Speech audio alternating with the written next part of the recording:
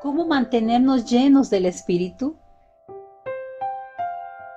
Cuando Paderewski ofreció por primera vez un concierto ante la reina de Inglaterra, ella le dijo entusiasmada: «Señor Paderewski, usted es un genio». Él le contestó: «Gracias, Majestad.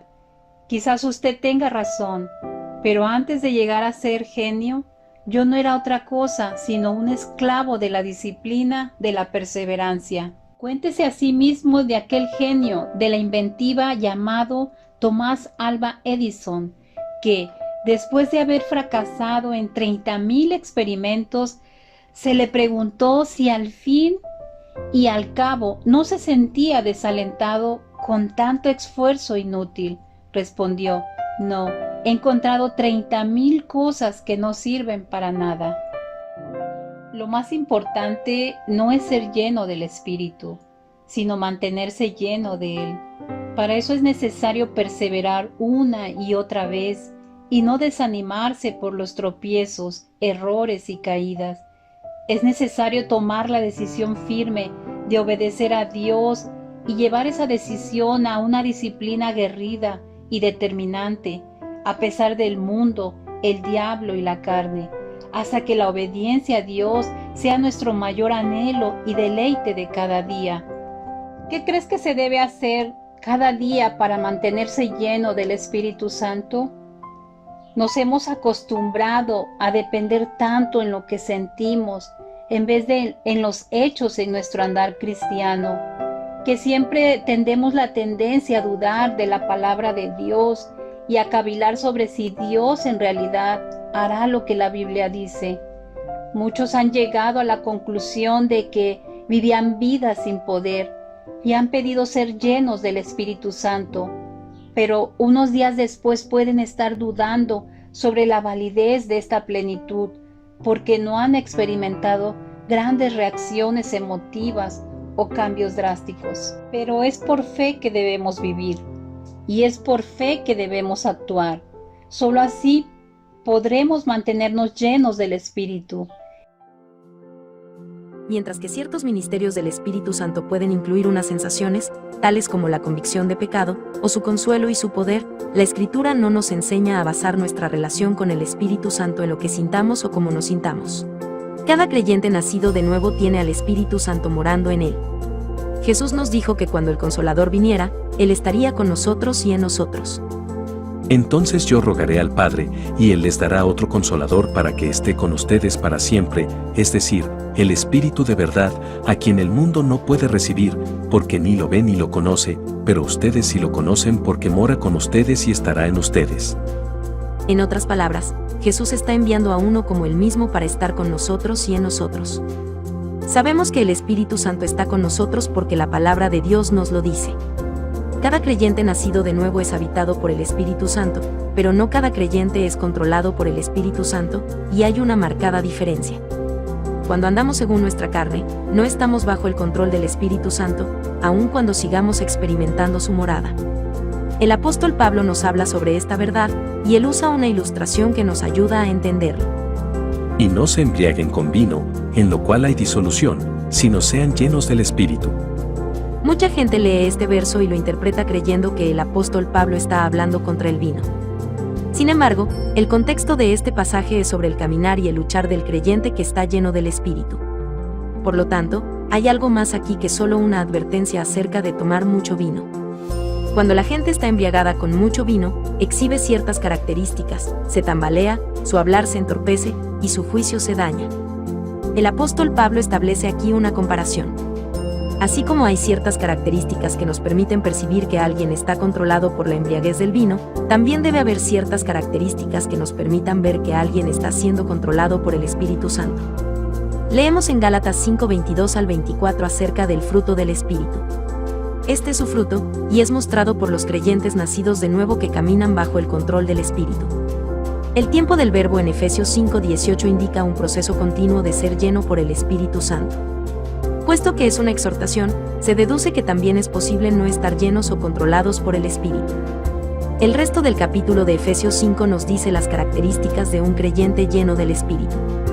Hablen entre ustedes con salmos, himnos y cantos espirituales, cantando y alabando con su corazón al Señor. Den siempre gracias por todo, en el nombre de nuestro Señor Jesucristo, a Dios, el Padre. Sométanse unos a otros en el temor de Cristo.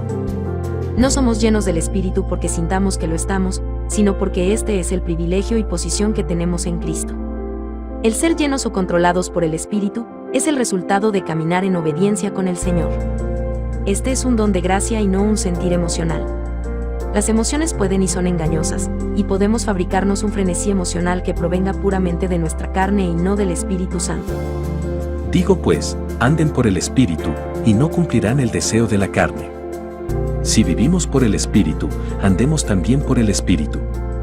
Habiendo dicho esto, no podemos descartar que haya momentos en que podemos encontrarnos inundados por la presencia y el poder del Espíritu, y esto con frecuencia es una experiencia emocional. Cuando eso sucede, es un gozo como ningún otro. El rey David danzaba con toda su fuerza cuando ellos trajeron el arca del pacto a Jerusalén. Experimentar el gozo por el Espíritu es comprender que como hijos de Dios estamos siendo bendecidos por su gracia. Así que, definitivamente, los ministerios del Espíritu Santo pueden involucrar nuestros sentimientos y emociones. Al mismo tiempo, no debemos basar nuestra seguridad de tener el Espíritu Santo en la manera en que lo sintamos.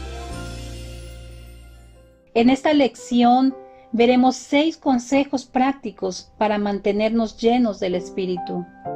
Primer consejo: tomando tiempo para meditar en las 7 verdades básicas de la fe. ¿Qué es lo que se te viene a la mente cuando escuchas la palabra meditar? Quizás pensaste en un monje en lo alto de una montaña o algo similar. Esto ocurre porque tenemos una idea equivocada de qué representa la meditación. Muchos creen que la gente religiosa o espiritual son los únicos que lo practican, o simplemente piensan que es una pérdida de tiempo. Así como estos, existen muchos mitos sobre la meditación, pero después de escuchar sus increíbles beneficios, te darás cuenta que es algo fundamental en nuestras vidas. El primer beneficio es que cambia la estructura biológica del cerebro, así es, cambia de tamaño. En el 2011 se realizaron varios estudios por investigadores de la Universidad de Harvard. Descubrieron que con solo meditar por 8 semanas se observaban cambios físicos en distintas áreas del cerebro. Una de ellas es el cingulado posterior. Esta se encarga de controlar la divagación mental, lo cual significa que nuestra concentración mejora considerablemente. También se observó un aumento en el grosor del hipocampo izquierdo. Este es el responsable del aprendizaje y la memoria. Asimismo, se registró un crecimiento de materia gris en la unión temporoparietal. Esta se encarga de la compasión y la empatía.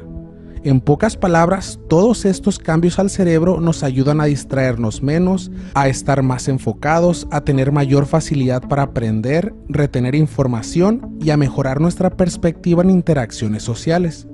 Pero la meditación no solo hace crecer las partes buenas del cerebro, también reduce el volumen de la amígdala, la cual se asocia con miedo, ansiedad y estrés. Así que serás menos propenso a experimentar esas emociones negativas. El segundo beneficio es que ayuda a superar malos hábitos. Esto se debe a que la meditación estimula el crecimiento de la corteza dorsolateral prefrontal. Esta es responsable de la toma de decisiones y la fuerza de voluntad. En el 2014 hubo un estudio dirigido por la doctora Sarah Bowen, en donde tomaron a un grupo de alcohólicos y lo dividieron en 2 partes. Uno de los grupos practicó la meditación por 8 semanas, mientras que el otro llevó a cabo el típico programa de 12 pasos. Los investigadores esperaron un año a ver qué resultados se obtenían en ese plazo. Se dieron cuenta que solo el 8% del primer grupo había recaído, a comparación del 20% del segundo. El tercer beneficio es que es extremadamente sano. Un estudio realizado en adultos mayores descubrió que la meditación disminuye la cantidad de proteína C reactiva en la sangre. Esta proteína está directamente relacionada con el desarrollo de enfermedades cardíacas. Además, en otro estudio se observó a un grupo de pacientes con hipertensión y descubrieron que con solo 3 meses de meditación, los pacientes fueron capaces de disminuir drásticamente su presión sanguínea. Y eso no es todo. El estudio más impactante de todos fue el que se llevó a cabo en el 2010 por Elizabeth Blackburn, ganadora del Premio Nobel de Medicina. Elizabeth descubrió que la meditación tiene un efecto en el cuerpo a un nivel genético, ya que puede proteger la longitud de los telómeros. ¿Pero qué son los telómeros? En términos básicos, son un indicador de envejecimiento. Entre más avanzada sea la edad, más cortos serán. Es un proceso inevitable. Lo que sí se puede conseguir es ralentizar este acortamiento continuo. El ejercicio y una buena alimentación son dos formas efectivas de lograrlo, pero una tercera y también muy efectiva es meditando. Después de conocer toda esta información, estoy seguro que la idea que tenías de la meditación cambió por completo. Como pudiste ver, no se trata de una práctica de hippies como muchos piensan, sino que es algo esencial para nuestra salud. Te quiero preguntar, ¿meditas en Dios o te estás perdiendo de los grandes beneficios que trae el hacerlo? ¿No sabes cómo hacerlo? Si esto es así, este mensaje te ayudará para que aprendas a descubrir el impacto que tendrá en tu vida meditar en Dios. A muchos les parecerá extraño que hablemos de meditación, pero meditar en Dios es el proceso de enfocarnos en pensamientos acerca de Dios, de su palabra y de su obra.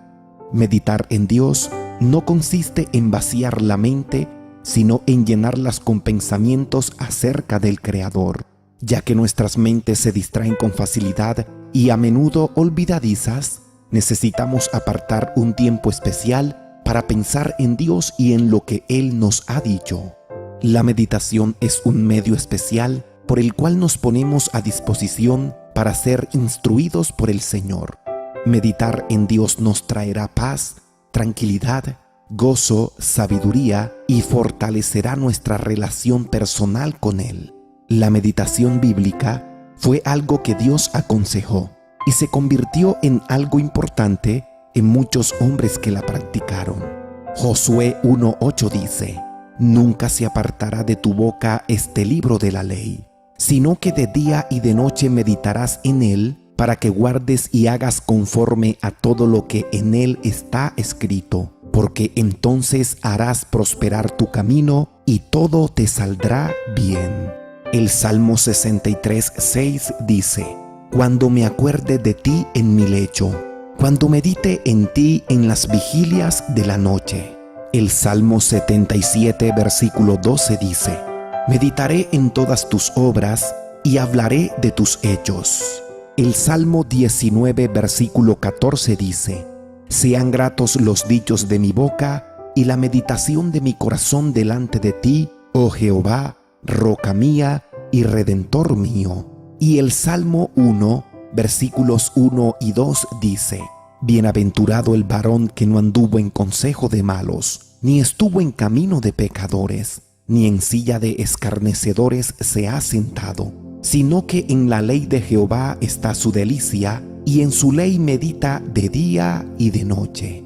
Debemos tomar el tiempo para sintonizar nuestro corazón y nuestra mente con el Señor, reflexionar sobre sus palabras y recibir la ayuda del Espíritu Santo para interpretar sus instrucciones para nuestra situación en particular. Tal vez te preguntes, ¿cómo puedo incorporar la meditación en Dios en mi vida?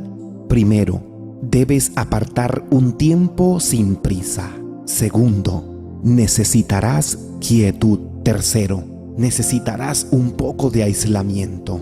Cuarto, habla con Dios desde tu mente.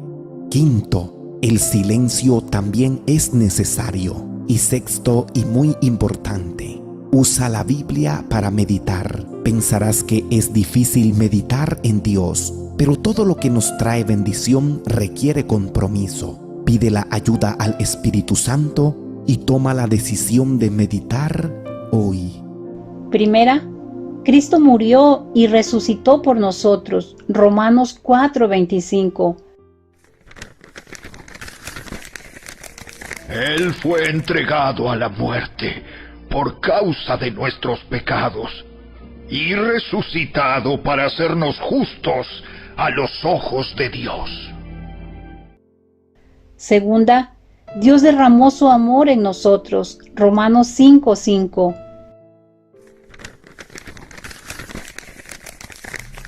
Y esa esperanza no acabará en desilusión, pues sabemos con cuánta ternura nos ama Dios, porque nos ha dado el Espíritu Santo para llenar nuestro corazón con su amor.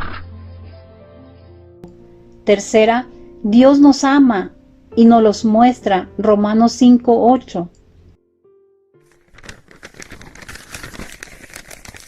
Pero Dios mostró el gran amor que nos tiene al enviar a Cristo a morir por nosotros cuando todavía éramos pecadores.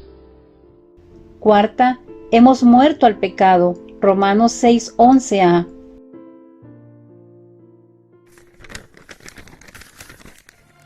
Así también ustedes deberían considerarse muertos al poder del pecado. Quinta, estamos vivos para Dios. Romanos 6:11b. Y vivos para Dios por medio de Cristo Jesús. Sexta y séptima, estamos en la gracia, no bajo la ley. Romanos 6:14. El pecado ya no es más su amo, porque ustedes ya no viven bajo las exigencias de la ley. En cambio, viven en la libertad de la gracia de Dios. Segundo consejo, permaneciendo en Cristo. ¿Cómo se permanece en Cristo? Jesús mandó en muchas ocasiones que debemos permanecer en Él y describió los beneficios que esto conlleva. En Juan 6:56 aseguró: el que come mi carne y bebe mi sangre, en mí permanece y yo en él, poniendo de manifiesto la necesidad de celebrar la cena del Señor para permanecer en él al comer su cuerpo y beber su sangre, en memoria de su sacrificio y muerte en la cruz. En Juan 15:4 mandó: permanezcan en mí y yo en ustedes. Como el pámpano no puede llevar fruto por sí mismo si no permanece en la vid, así tampoco ustedes si no permanecen en mí. Y en Juan 15:5 aseguró: yo soy la vid, ustedes los pámpanos. El que permanece en mí y yo en él, éste lleva mucho fruto, porque separados de mí nada pueden hacer. Aquí nos dice claramente que solamente podemos llevar fruto si permanecemos en él. En Juan 15:6 advierte: el que en mí no permanece será echado fuera como pámpano y se secará, y los recogen y los echan en el fuego y arden, estableciendo el riesgo y el peligro de no permanecer en él. En Juan 15:7 promete la respuesta a nuestras oraciones cuando dice: si permanecen en mí y mis palabras permanecen en ustedes, pidan todo lo que quieren y les será hecho. En Juan 15 del 8 al 10 define la manera en que debemos glorificar al Padre y tiene que ver directamente con permanecer en él. En esto es glorificado mi Padre, en que lleven mucho fruto y sean así mis discípulos. Como el Padre me ha amado, así también yo los he amado. Permanezcan en mi amor. Si guardaren mis mandamientos, permanecerán en mi amor, así como yo he guardado los mandamientos de mi Padre y permanezco en su amor. Podemos ver claramente que hay dos factores que determinan si permanecemos en Jesús o no: el perdón de pecados y el amor. Cada vez que pecamos, ya sean pecados de omisión, saber lo bueno y no hacerlo, o de comisión, hacer lo malo, no perdemos nuestra salvación, pero sí perdemos nuestra comunión con Dios. El pecado rompe, interrumpe nuestra comunión con Dios. El Espíritu Santo vive en nosotros, pero al pecar se cierran nuestros oídos para no oír y nuestros ojos para no ver, y lo único que podremos oír es la convicción de pecado del Espíritu Santo en nosotros, incomodándonos, impulsándonos y moviéndonos a limpiarnos de ese pecado con la sangre de Cristo, mediante la confesión a Dios de nuestro pecado. De ahí la importancia de la confesión de pecados, pues Dios es fiel y justo, como dice el Espíritu Santo, para perdonar nuestros pecados y limpiarnos de toda maldad y de restaurar nuestra comunión con Él. De ahí la relevancia de celebrar la Cena del Señor, porque al hacerlo tenemos que ponernos a cuentas con Dios y limpiarnos. El segundo factor es el amor. No tenemos excusa para no amar, porque el amor de Dios ha sido ya derramado en nuestros corazones por el Espíritu Santo que nos fue dado. El amor no es un sentimiento, es una decisión de nuestra voluntad. Debemos decidir amar. Jesucristo nos manda que nos amemos unos a otros. Si no nos amamos unos a otros, también estamos rompiendo nuestra comunión con Dios y dejando de permanecer en Jesús. En ambos casos debemos confesar nuestros pecados. En el primer caso, debemos decidir firmemente no reincidir y no volver a pecar.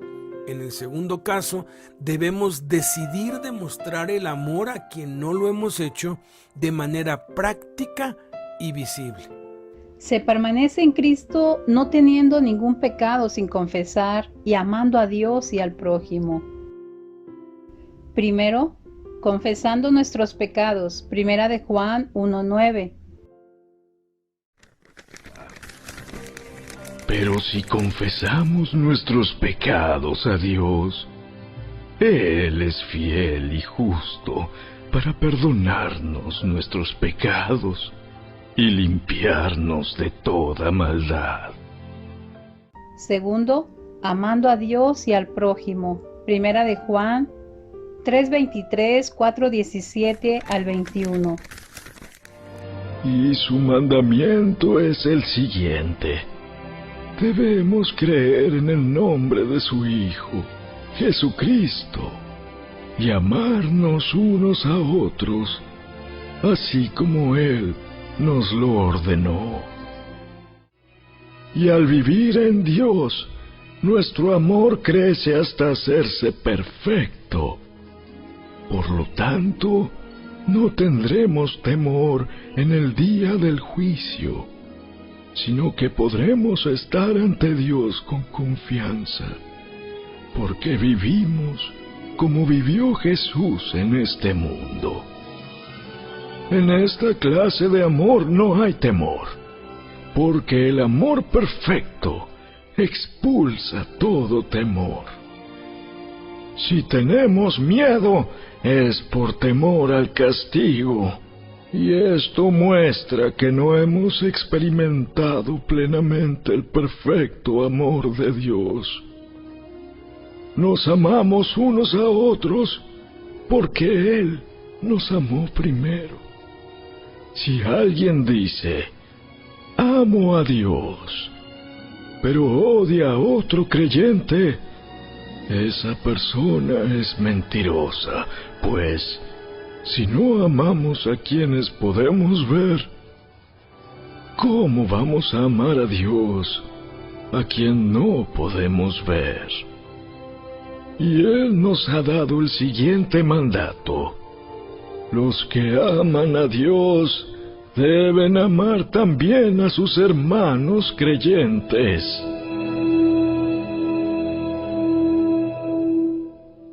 El Hijo de Dios que experimenta la manifestación del Espíritu es aquel que adopta como su propósito y como principio de su vida el amor a Cristo y a sus semejantes, en vez del amor por sí mismo. ¿Qué dos cosas insubstituibles son las más importantes en nuestra vida cristiana diaria? Hay muchas cosas que son importantes en la vida cristiana diaria, así como las hay para la vida cotidiana. Sin embargo, hay que diferenciar entre lo importante y lo esencial, porque lo importante no siempre es esencial, pero lo esencial siempre es importante. Se puede prescindir de lo importante, pero no de lo esencial. Un bebé necesita muchas cosas para crecer sano, y todas son importantes, pero hay algunas que son indispensables, esenciales, y otras no, aunque no por eso dejan de ser importantes. Por ejemplo, el cuerpo humano tiene muchos órganos y todos son importantes. Los ojos, la nariz, las orejas, la boca, la lengua, los brazos, las piernas, el cerebro, el hígado, el corazón, los riñones, los pulmones, los intestinos, etcétera, etcétera. Todos los miembros de nuestro cuerpo son absolutamente importantes y no pensaríamos ni quisiéramos nunca prescindir de ninguno de ellos. Sin embargo, hay órganos esenciales sin los cuales la vida no puede continuar, como lo son el corazón, el cerebro, el hígado y al menos un pulmón y un riñón.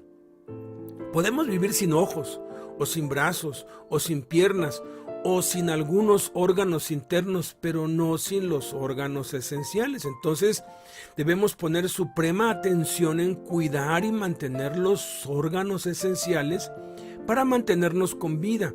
Pero eso no significa que por eso no vamos a cuidar y mantener lo demás. En la vida cristiana, los dos órganos esenciales insustituibles son, sin lugar a duda, la oración y la palabra de Dios, pero no son las únicas cosas que debemos hacer. Algunos piensan que es lo único que necesitamos hacer para crecer espiritualmente y mantenernos llenos del Espíritu Santo, y llegan a creer que si hacen eso y perseveran, ya no tienen que hacer nada más. Pero eso sería equivalente a conformarnos con estar vivos, sin importar si no tenemos brazos ni piernas, o un solo pulmón, o estar ciegos o sordos o mudos. Pero nadie decidiría eso para su vida. Del mismo modo, aunque es ciertísimo que las dos cosas esenciales, vitales, insustituibles en la vida cristiana son la oración y la palabra de Dios, el ejercicio de estas dos disciplinas espirituales nos debe llevar a practicar y ejercitar los 5 propósitos de Dios para nuestras vidas de manera equilibrada y balanceada, porque la salud viene del balance. Los propósitos de Dios para cada uno de nosotros son adoración, compañerismo, discipulado, evangelismo y ministerio. Y nuestro tiempo diario con Dios debe ir enfocado a poner en práctica la palabra de Dios, a llevarla a cabo, a ejercitarla. ¿Cómo? Demostrándole a Dios que lo amamos, adorándole en espíritu y en verdad, congregándonos regularmente y teniendo compañerismo con otros cristianos, siendo discipulados como mandó Jesús, aprendiendo a guardar todas las cosas que Él mandó guardar, testificando de nuestra fe a todos los que nos rodean, evangelizando a todos en nuestro entorno, sirviendo a los hermanos en la iglesia y a los necesitados en el mundo. Todo se puede resumir en aprender a servir a Dios, aprender a servirnos unos a otros y aprender a servir al mundo. Sin lugar a dudas son orar y leer. De la práctica disciplinada de estas dos cosas emana todo lo demás. Tercer consejo, orando cada día. Primera de Timoteo 2, 1, 2 y Efesios 6, 18, 19. En primer lugar, te ruego que ores por todos los seres humanos. Pídele a Dios que los ayude. Intercede en su favor y da gracias por ellos. Ora de ese modo por los reyes y por todos los que están en autoridad, para que podamos tener una vida pacífica y tranquila, caracterizada por la devoción a Dios y la dignidad. Oren en el Espíritu, en todo momento y en toda ocasión. Manténganse alerta y sean persistentes en sus oraciones por todos los creyentes en todas partes. Y oren también por mí. Pídanle a Dios que me dé las palabras adecuadas para poder explicar con valor su misterioso plan, que la buena noticia es para judíos y gentiles por igual. por nosotros, por todos los santos, por los pastores y líderes, por todos los hombres, por las autoridades. Es importantísimo orar diario, pues es el único remedio para vencer las tentaciones. ¿Quién necesita la oración? ¿Dios? ¿Nosotros? ¡Nosotros! ¿Por qué nos cuesta tanto trabajo orar? ¿Por qué oramos tan poco? ¿Y cuando oramos, platicamos con Dios por deber o realmente es un placer? Bueno, tratemos de responder primero por qué nos cuesta tanto orar. ¿Será que estamos muy distraídos?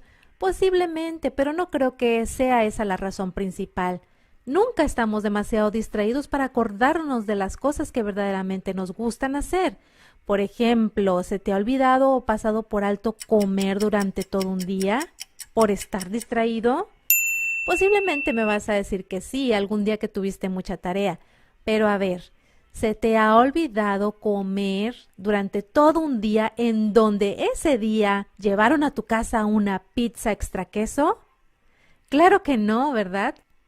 Es cierto que las diferentes actividades de la vida pueden hacer que nos olvidemos de orar, pero en realidad hay otro factor por el cual oramos tan poco.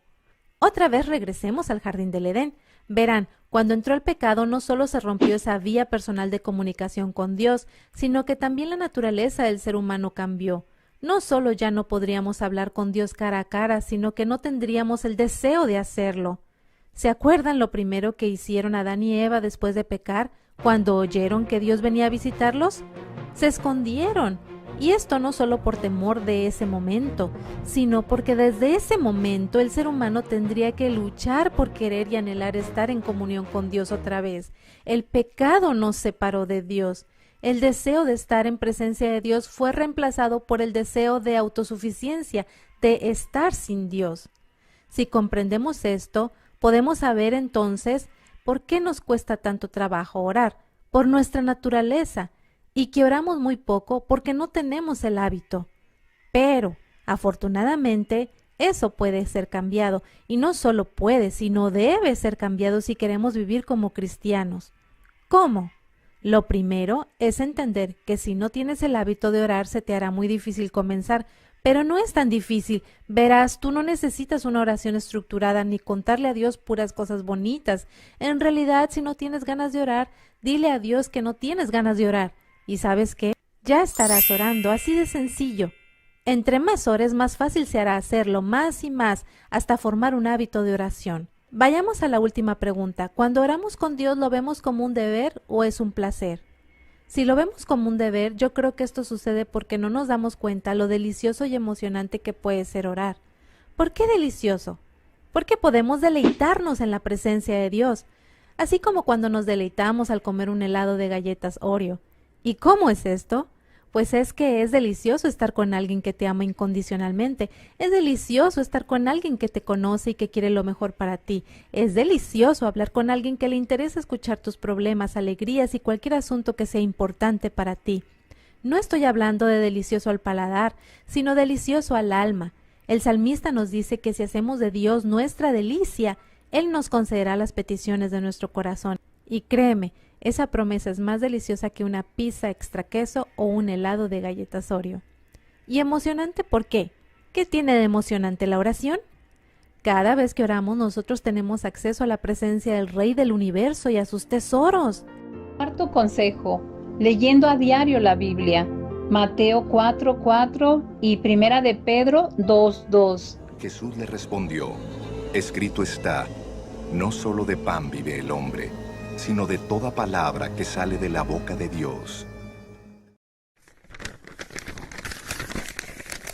Como bebés recién nacidos, deseen con ganas la leche espiritual pura para que crezcan a una experiencia plena de la salvación.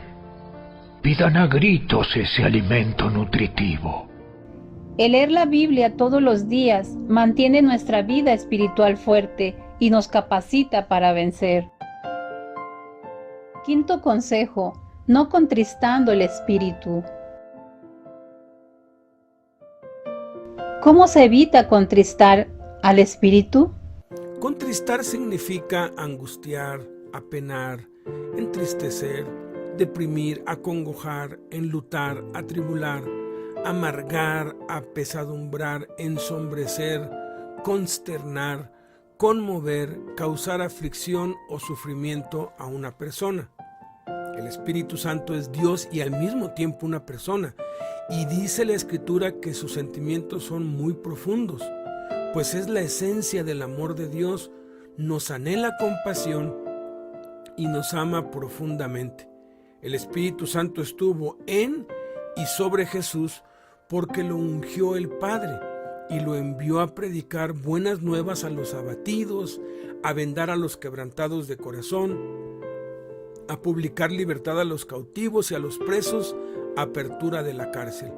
El Espíritu Santo nos hace nacer de nuevo, nos pastorea, nos afirma, nos levanta, nos habla, nos eleva, nos da vida, nos llena, nos impulsa, nos mueve, habla por medio de nosotros, nos lleva al desierto para ser tentados, nos da gozo, nos enseña, nos guía a toda la verdad, nos hace saber el futuro. En pocas palabras, está relacionado con nosotros en todo lo que hacemos terrenal y espiritualmente, pero sobre todo, es el Espíritu Santo, Espíritu de santidad. El único atributo de Dios que es magnificado en la Biblia es su santidad. Los ángeles, los 24 ancianos y los seres vivientes en el cielo, día y noche, no cesan de decir: Santo, Santo, Santo es el Señor Dios Todopoderoso, el que es y que era y que ha de venir. Entonces, hay dos cosas que entristecen, apenan, acongojan, enlutan, atribulan y apesadumbran, por así decirlo, al Espíritu Santo. En una sola palabra, lo contristan: el pecado y darle lugar a la carne. La Escritura dice claramente que si pecáremos voluntariamente después de haber recibido el conocimiento de la verdad, ya no queda más sacrificio por los pecados, sino una horrenda expectación de juicio y de hervor de fuego que ha de devorar a los adversarios. El que viola la ley de Moisés por el testimonio de 2 o 3 testigos muere irremisiblemente. ¿Cuánto mayor castigo piensan que merecerá el que pisoteare al Hijo de Dios y tuviere por inmunda la sangre del pacto en la cual fue santificado e hiciere afrenta al Espíritu de gracia? Hiciere afrenta al Espíritu de gracia. Afrenta significa hecho o insulto que ofende gravemente a una persona por atentar contra su dignidad, su honor, su credibilidad, etc. Cuando pecamos con premeditación, alevosía y ventaja, por así decirlo, afrentamos al Espíritu Santo. Dicho en otras palabras, contristamos al Espíritu Santo. Dios, el Espíritu Santo, no se enoja cuando pecamos, se entristece, se acongoja, se apena, le duele en su corazón. El peligro es que si persistimos en el pecado, en no querer cambiar nuestro carácter, en persistir, en no querer perdonar, en darle rienda suelta al enojo y no canalizarlo en oración, en permitir que la ira se manifieste en gritería y maledicencia que termina volviéndose en toda malicia, si persistimos en eso, vamos a estar entristeciendo al Espíritu Santo y corremos el riesgo de hacerlo enojar, pero no es un enojo de ira, es un enojo de amor. Tenemos que examinar nuestro corazón y mirar bien, no sea que brote una raíz de amargura que nos impida alcanzar la gracia de Dios, nos estorbe y contamine a muchos. Eso es lo que contrista al Espíritu Santo. ¿Cómo evitamos contristar al Espíritu Santo? Dejando de practicar el pecado, sobre todo el de la falta de perdón, la amargura que produce enojo, que produce ira, que produce gritería, maledicencia y termina en malicia. Y todo eso afecta nuestro carácter y nos impide seguir siendo transformados en la imagen y semejanza de Cristo Jesús. Primero, dejando de practicar el pecado. Primera de Juan 3, 8 al 9.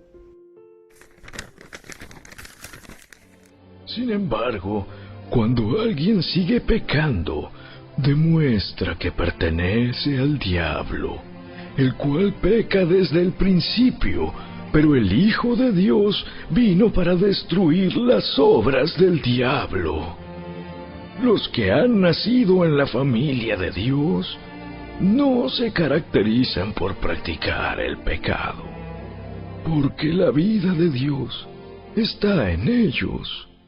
Así que no pueden seguir pecando, porque son hijos de Dios. Segundo, mejorando nuestro carácter. Efesios 4, 30, 31. No entristezcan al Espíritu Santo de Dios con la forma en que viven. Recuerden que Él los identificó como suyos y así les ha garantizado que serán salvos el día de la redención.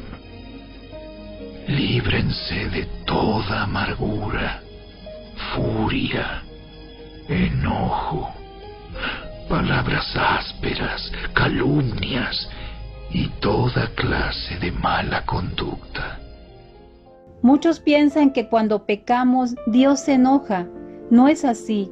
Realmente Dios se entristece, pues le duele en su corazón que tropecemos o que no queramos obedecer. Lo que sí es verdad es que cuando rebasamos el límite de la necedad y la obstinación con el pecado, el Espíritu Santo se enoja, pero es para disciplinarnos en amor y hacernos volver al camino correcto. Sexto consejo: no apagando el espíritu. ¿Cómo se evita apagar el espíritu? Apagar significa hacer que cese o deje de haber fuego o luz, o hacer que una cosa deje de arder o producir luz. También significa hacer que un aparato o una máquina dejen de funcionar, desconectándonos de la corriente. El Espíritu Santo está en nosotros y obra en nosotros, pero desafortunadamente podemos apagarlo. Apagar el Espíritu es diferente a contristarlo. Podemos contristar al Espíritu sin apagarlo, pero no podemos apagar el Espíritu sin contristarlo. Al apagar el Espíritu no solamente lo silenciamos, no solamente impedimos que haciendo repetir.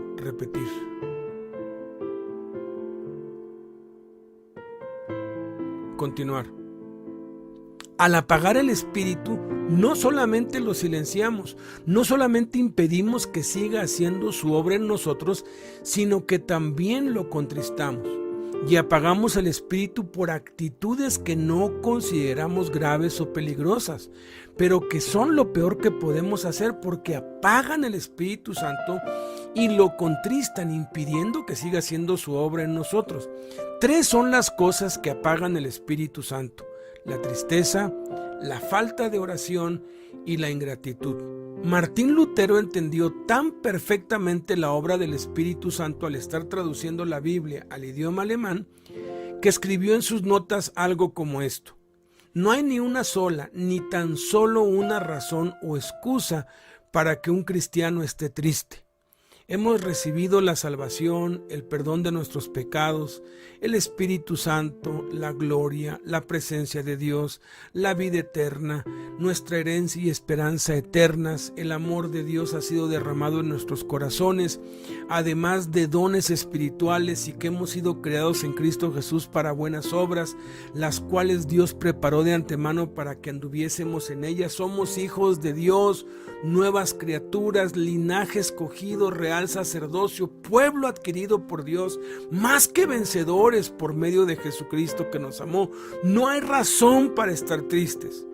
La segunda causa por la que apagamos el Espíritu es por la falta de oración, por ser negligentes al respecto, y las razones son más que obvias y evidentes. La tercera causa es la ingratitud, quejarnos de algo o de todo. El lenguaje del cielo es la alabanza. El lenguaje del infierno es la quejabanza. Si de verdad creemos que a los que amamos a Dios todas las cosas les ayudan a bien, esto es, a los que conforme a su propósito hemos sido llamados, entonces vamos a dar gracias en todo y por todo, tal como nos lo manda el Espíritu Santo.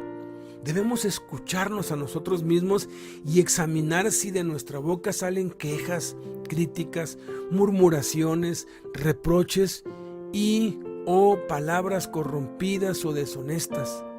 Entonces, si es así, debemos con urgencia arrepentirnos y volvernos a Dios, porque nuestro corazón ha sido ya contaminado y hemos apagado el Espíritu Santo en nosotros, pues de la abundancia del corazón habla la boca, y lo que sale por la boca es lo que nos contamina. El Espíritu Santo es muy claro al decir que la voluntad de Dios es que demos gracias en todo y por todo. Al no hacerlo, no solo estamos pecando, sino que estamos dejando de hacer la voluntad de Dios. Apagamos el Espíritu Santo y volvemos otra vez a la carne, a vivir en nuestras propias fuerzas y sabiduría, lo que nos llevará inevitablemente a la ruina, la vergüenza, la confusión y a caer de la gracia de Dios, lo cual lamentaremos mucho y nos costará mucho trabajo reponernos de eso. Pero todo eso se puede evitar si detectamos a tiempo si hemos apagado el Espíritu en nosotros y lo volvemos a encender. ¿Cómo encendemos el Espíritu en nosotros? Revirtiendo los 3 efectos que lo apagan, esto es, alegrándonos, orando y agradeciendo. Pero, ¿cómo puedo hacer eso si no tengo ganas? Si lo que siento es tristeza, soledad y molestias, debe hacerse por fe. Nuestras vidas a veces son como un auto que se le descargó la batería y no enciende. Lo que tenemos que hacer es un esfuerzo para empujar el auto, para lo que vamos a necesitar la ayuda de otros, lo más seguro, y entonces forzar el encendido con el motor, lo que hará que la batería empiece a cargarse y el auto funcione de nuevo de manera normal. Debemos declarar en voz alta las bendiciones de Dios que tenemos, lo que hemos recibido, y alegrarnos, gozarnos en Dios y desechar la tristeza. Debemos obligarnos a orar y orar aunque no tengamos ganas y forzarnos a hacerlo. Debemos dar gracias en todo y por todo, aunque sintamos lo contrario. A medida que actuamos en fe, aunque no queramos ni lo sintamos, el Espíritu Santo volverá a tomar el control y posesión de nuestra vida y volveremos a andar en el Espíritu, y el gozo, la oración y la gratitud se harán manifiestas. Esto puede tomar días o semanas y tal vez se necesite el apoyo de otros hermanos en Cristo, pero vale la pena hacerlo. Y lo más importante, no dejar que el Espíritu se apague, estar examinándonos constantemente para evitarlo. Primero, estando siempre gozosos. Primera de Tesalonicenses 5:16.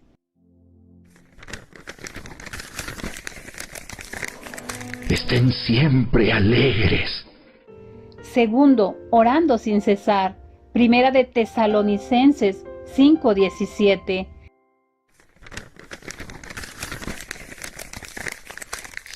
Nunca dejen de orar.